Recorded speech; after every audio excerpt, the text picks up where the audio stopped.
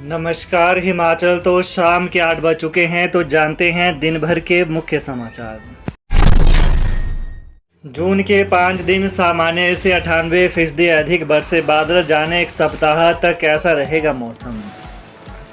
हिमाचल प्रदेश में 1 से 5 जून के दौरान सामान्य से 98% अधिक बारिश हुई है।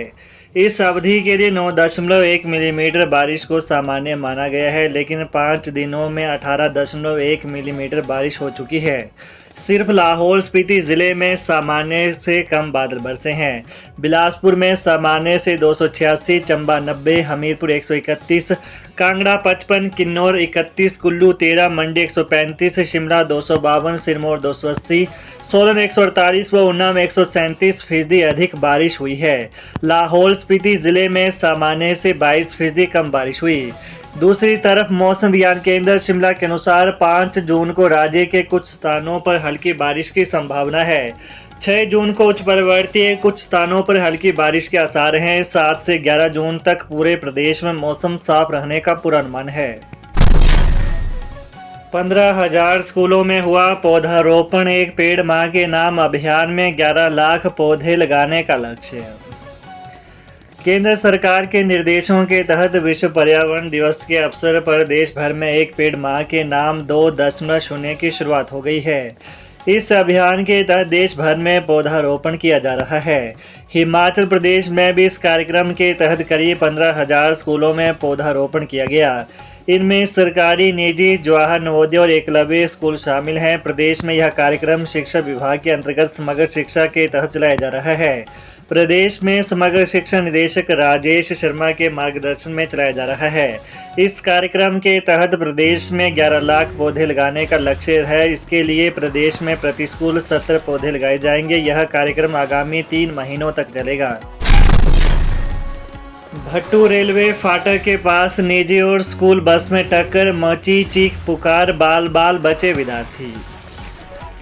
हिमाचल के कांगड़ा जिले के उपमंडल पालमपुर में भट्टू रेलवे फाटक के पास एक स्कूल व निजी बस में टक्कर हो गई। हादसे में विद्यार्थी बाल बाल बच गए। हादसे के बाद निजी बस का चालक व परिचालक मौके से फरार हो गया। सूचना मिलने के बाद पुलिस मौके पर पहुंची और आगामी प्रक्रिया शुरू की। हादसा उस समय हुआ जब बच्चे स्कूल से छुट्टी के बाद घर लौट रहे थे। हादसे के समय स्कूल बस में 17 बच्चे थे। हालांकि किसी को चोट नहीं आई है। कई बच्चों को बस की खिड़की से बाहर निकाला गया। हादसे के बाद ठाकुरद्वारा तक गाड़ियों की लाइन लग गई। परिवहन कर्मचारियों को राहत, एचआरटीसी 24 घंटों में करेगा वेतन निर्धारण। परिवहन कर्मचारियों को वित्तीय लाभ नहीं देने के मामले में हिमाचल हाईकोर्ट की सख्ती के बाद हिमाचल पथ परिवहन निगम ने कोर्ट को बताया गया कि 24 घंटे के भीतर वेतन निर्धारण कर दिया जाएगा। इसका लाभ केवल उन्हीं कर्मचारियों को दिया जाएगा जो वर्ष 2004 से 2005 के बीच नियुक्त किए गए थे। कर्मचारियों को पिछली तारीख से ही लाभ मिलेंगे। महाधिवक्ता अनूप रतन ने अदालत को बताया कि हाईकोर्ट के आदेश के बाद सरकार निगमों, बोर्डों को वित्तीय घाटे से उभारने के लिए रोडमैप तैयार कर रही है। आदेशों की अनुपालना के लिए इस मामले को 4 सप्ताह बाद सूचीबद्ध किया जाए। न्यायाधीश त्रिलोक सिंह चौहान और न्यायाधीश सुशील कुकरेजा की खंडपीठ ने इसे स्वीकार करते हुए मामले की अगली सुनवाई 16 जुलाई तय की है।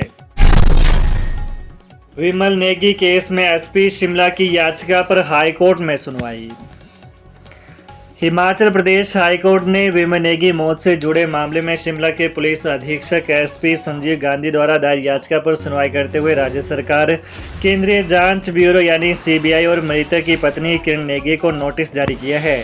यह नोटिस कोर्ट ने अपील में उठाए गए एक समिति मुद्दे पर जारी किया है। मुख्य न्यायाधीश गुरमीत सिंह संधवालिया और न्यायाधीश रंजन शर्मा की खंडपीठ ने प्रतिवादियों से यह स्पष्ट करने को कहा है कि क्या राज्य के अतिरिक्त मुख्य सचिव और पुलिस महानिदेशक द्वारा सौंपी गई रिपोर्टों के आधार पर एसआईटी विशेष जांच टीम, जिसकी अध्यक्षता एसपी संजीव गांधी कर रहे थे, पर की गई टिप्पणियों से गांधी के सेवाकाल पर कोई प्रतिकूल प्रभाव पड़ सकता है।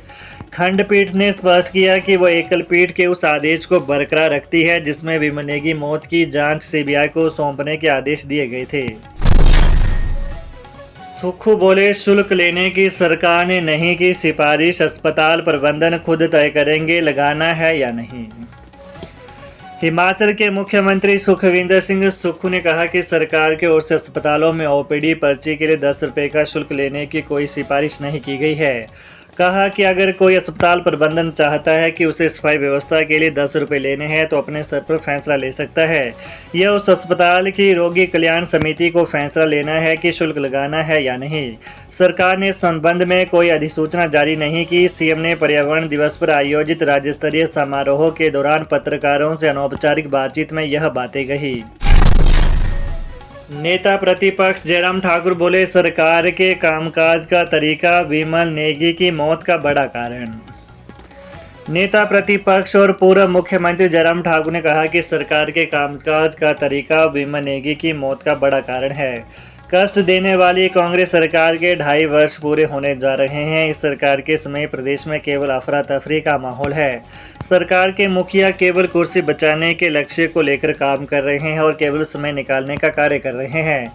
आज पार्टी मुख्यालय दीप कमल चक्कर में प्रेस वार्ता में जयराम ठाकुर ने कहा कि प्रदेश में कानून व्यवस्था ध्वस्त हो चुकी है।